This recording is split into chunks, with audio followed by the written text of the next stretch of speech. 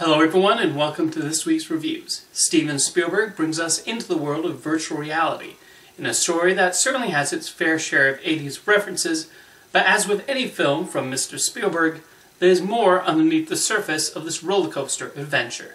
This is Ready Player One. While it is fun trying to spot the various cameos and references that populate the virtual reality arena of the Oasis, what makes Ready Player One tick is how Spielberg brings that entire world to life and also gives us a story with the proper amount of stakes and characters worth getting invested in.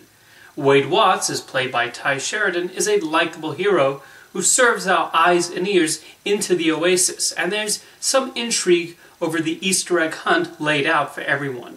Video game movies have had trouble taking these storytelling conventions of that medium and putting them into a cinematic format. But Spielberg succeeds brilliantly in taking us from one set piece to another. He continues to prove himself as one of the best action directors around, and the effects are certainly a triumph here. There is one sequence I won't dare spoil for you that amazed me in how he incorporated the characters into a familiar environment. Through it all, we see the strong relationships between the various characters, and there's excellent chemistry between Sheridan and Olivia Cooke. Ben Mendelsohn also does a terrific job playing the slimy CEO of a rival corporation.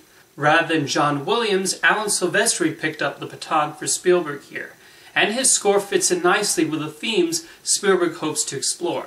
And production designer Adam Stockhausen also deserves credit for how he contrasts the real world of 2045 featured in the film with the Oasis.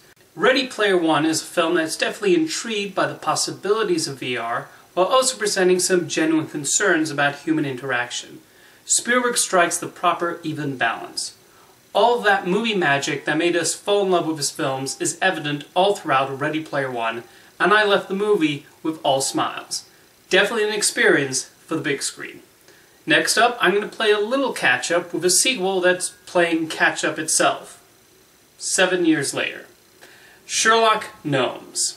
I thought Romeo and Juliet was a harmless if slight rendition on the Romeo and Juliet story, with animated gnomes and Elton John songs.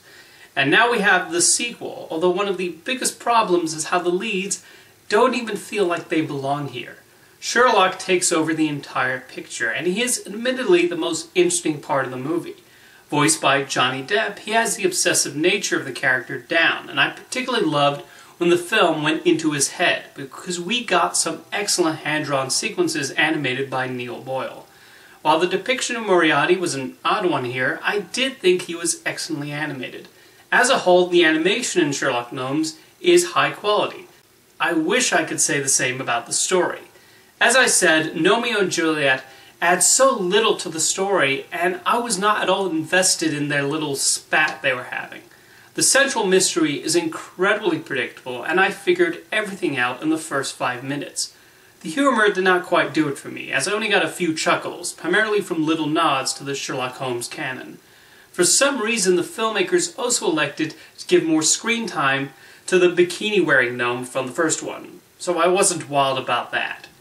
There's even less Elton John here.